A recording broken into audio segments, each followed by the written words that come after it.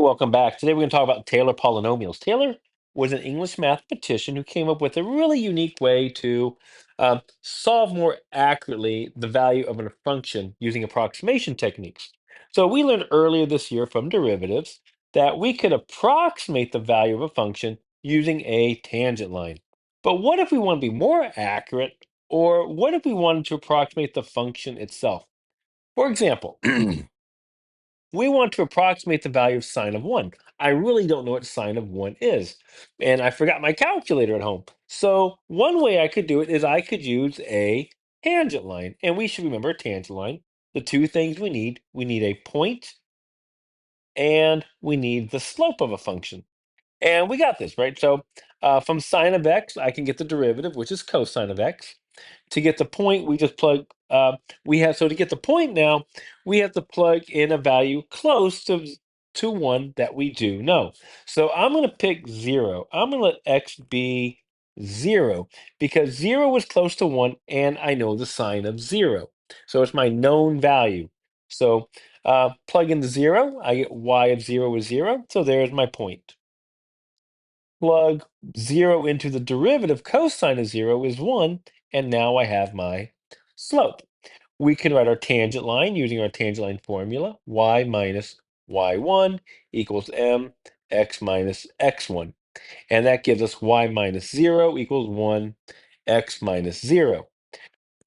Now, to get my approximation, now I'm just going to let x equal 1, and I get y of 1 is 1. Therefore, I could approximate sine of 1 as being 1, which, okay, not very accurate. So uh, we need to come up with a better way to do this. We want to come up with a level of accuracy that might be needed, say, let's say you're digging a well. So we have option 2. So on the calculator, we're going to graph the following two functions. Sine of x, which we know what it looks like. That's the one in red. And this weird polynomial right here, x minus x cubed over 3 factorial plus x to the fifth over 5 factorial. And we take a look at what happens here. If you notice, uh, this curve, this weird looking polynomial here, oops, can't polynomial, there we go. Polynomial here actually kind of follows the function itself. And we can see that right here. It kind of is curvy like our sine curve. Now it doesn't follow it all the way. Obviously, they split apart a little bit after 2. But what's important is that near x equals 0, this polynomial follows sine of x. It looks almost exactly the same. And we can zoom in. So give me a second here. We're going to zoom in here. There we go. So if I were to zoom in near 0, so there is my graph right there, and red is my sine of x, and blue is our polynomial. But if I zoom in near 0, take a look. They're almost indistinguishable from each other. Matter of fact, you really can't tell them apart. And look how much I'm zoomed in. And we have to go out to about x equals a little bit about x equals 2 before they start to deviate more. And so this is a really much more accurate way to approximate our uh, sine curve. So, so let's think about the following. If we look at y equals x, if we look at the tangent line above from option 1, the question says, this is just our tangent line. So let's take a look at that tangent line up here. Near 0, it's only accurate to about 0.5. Now, in this domain, we say this converges. In other words, when we say something converges in calculus, we're saying near 0, so somewhere between 0 and 0.5, I can use my tangent line to approximate my sine curve in this case. After that, if that error gets larger, and the larger that error gets, we say it tends to diverge. So I can't really use my line to approximate, for example, x equals 1.5.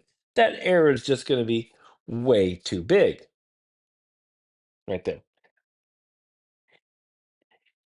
If we notice about our polynomial graph, notice it doesn't start to diverge until probably around x equals 3.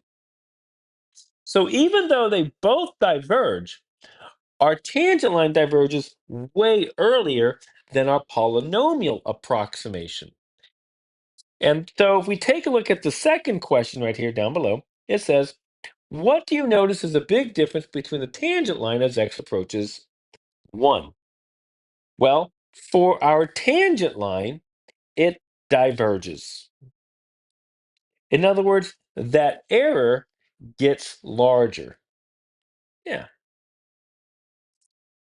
If we look at our function above, that polynomial function,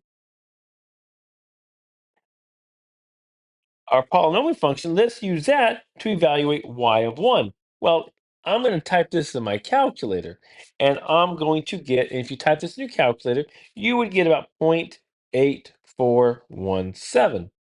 Now, the actual value of sine is 0.8415. Now, remember, for our approximation above, we approximate it to be 1. But the actual value for sine was 0.8415. Our polynomial gave us this 0.8417.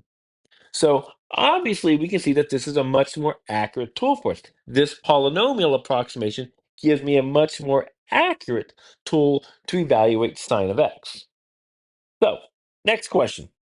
Would our polynomial function here be good at estimating sine of 4? Well, let's take a look here. Well, if we look at 4, I'm going to zoom in here. If we look at 4, notice that big difference, that big error. There's a huge error at x equals 4. So would this be good at approximating 4? Probably not. I would definitely say no. And I would say it diverges too much. Now, but there is a way I can make it approximate that. And this is where the fun begins. Let's look at our polynomial again. This y equals x minus x cubed over 3 factorial plus x to the 5th over 5 factorial. So let's take a look at this polynomial here. And I could go another term. You should notice that there's kind of a pattern. So my next term would probably be minus because it's going plus minus plus minus. And then look at the powers. On top, you probably guessed that would be x to the 7th over 7 factorial. It just follows a pattern here. And watch what happens when we type this in. So if I come back here, right here, and I type this in, give me a second here. I gotta kind of flip the screen here, so I apologize for that. If we type this in, minus 7 x, whoops, sorry, not minus 7, minus x to the 7th, and then divide that by 7 factorial. Now notice, if we look here at 4, that error is much less. And I can even make it more accurate. To go to the next term, plus, whoops, plus x to the 9th, x caret 9, divide that by 9 factorial. And now notice the error. And I can even go further. I can go minus x, the next term should be x to the 11th, divide that by 11 factorial. And now notice at 4, look at that tiny error. Look at that, just crazy. Look at the scale there. It's a small error right there. And we could keep going forever and ever and ever. But notice this big picture right here. Notice the further terms we go, the more it looks like the sine curve. Now imagine if we can do that forever. If we can do that forever, then this polynomial that we made literally becomes our sine of x function. And that is one of the most important tools that we're going to be using for the rest of this 6 weeks. All right, so let's see here. So in our next video, we're going to take a look at, well, how did we come up with this polynomial function right here? And that's in our next video. So please smash that like button, and I'll see you in the next video. Bye-bye.